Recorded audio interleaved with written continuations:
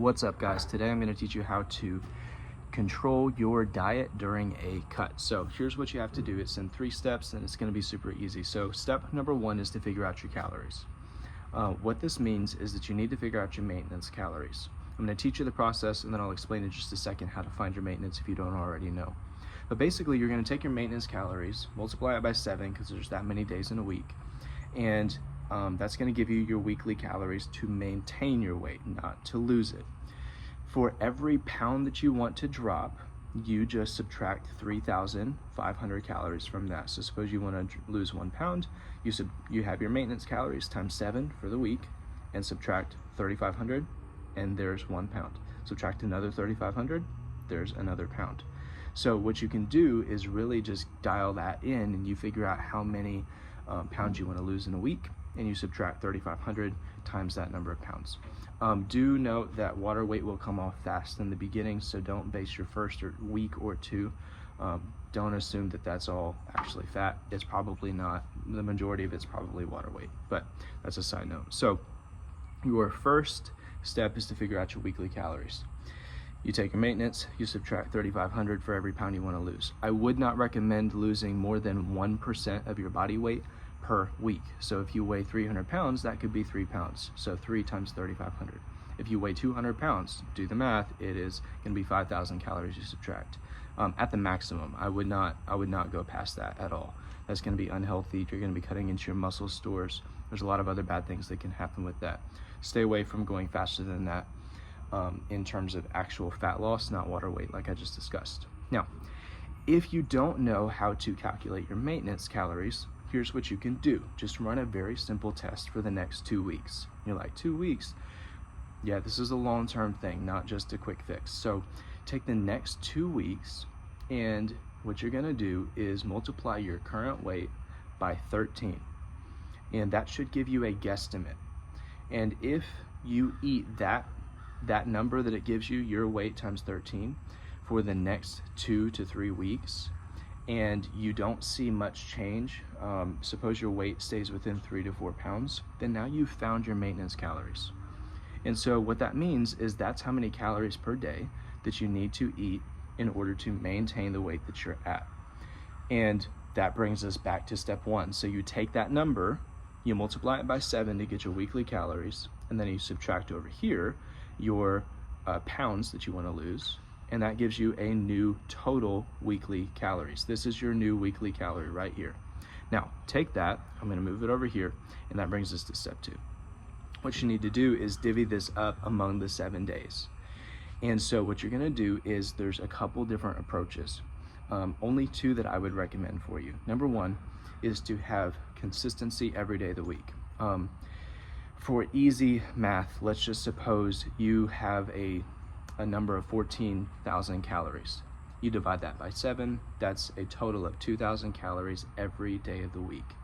And in case you didn't catch it, the math behind this is take that number that we just moved over here, that's your new weekly calories, divide that by 7, and that's going to give you how many calories each day of the week to do. So it's basic math. You probably already know what I'm saying, but just in case.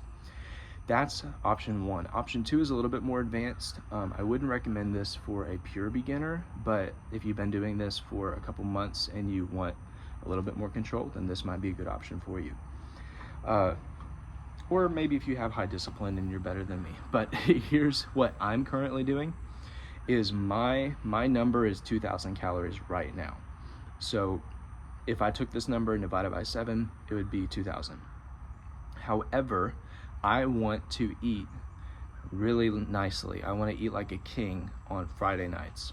And I want Fridays to be the best day of the week for me. So what I want to do is eat 3,000 calories on Friday. So what do I do to get those extra 1,000 calories beyond? Well, I just subtract them from all the other days. So it's like I have 1,800, 1,800, 1,800, 1,800, and then on Friday I have 3,000, and then 1,800, 1,800, 1,800, 1,800, and I just complete that pattern over and over. The bonus tier of this would be, suppose maybe you wanted a weekend to be kind of a high day, or maybe there's a church cookout or something coming up on Sunday.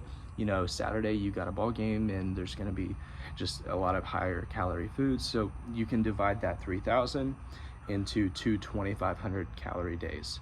So either way, you can kind of divvy that up and have higher days and lower days. I would not go more than 2 higher days, just because I don't think that that's wise.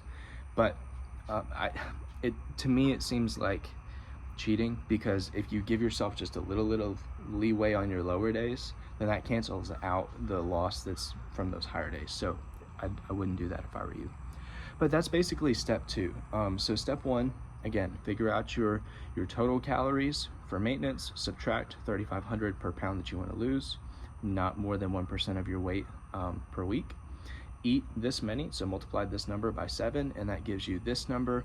Divvy this out over the week.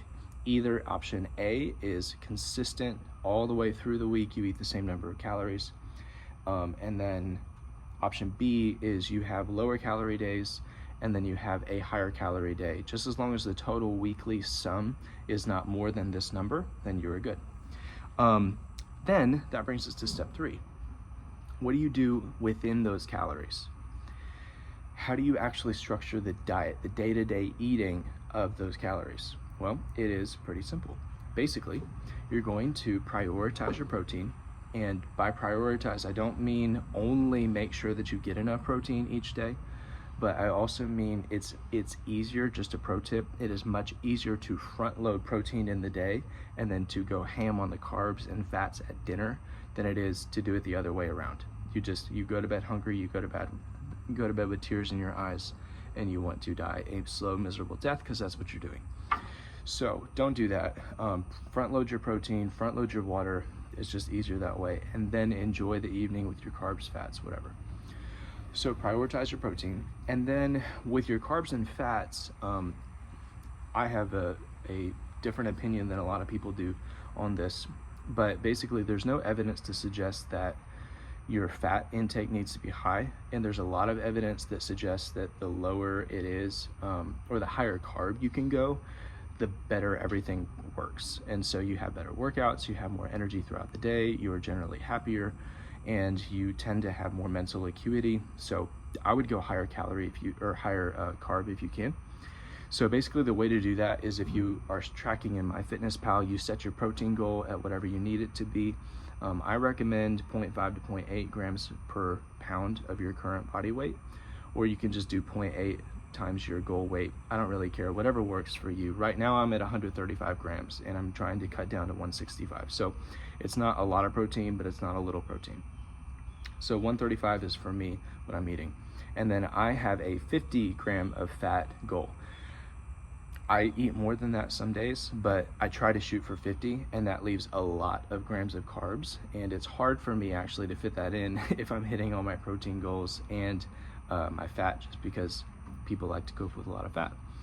But the more carbs you have, the better your energy tends to be, like we talked about. So I would recommend that you get more carbs than fat. So step 1, figure out your weekly calories. That's maintenance minus pounds and 3,500. That gives you your new weekly number. Step 2, divvy that out throughout the week, either option A or B. And then from there, figure out what you're going to eat each day and prioritize your protein, prioritize your carbs after that, and then leave fat at probably 50 to 75 grams. Should be perfectly fine for everybody. Hope that helps. I know it's very granular and how to, but this is what you got to do if you're gonna get in shape. So hope you have a great day, and hope this helps you.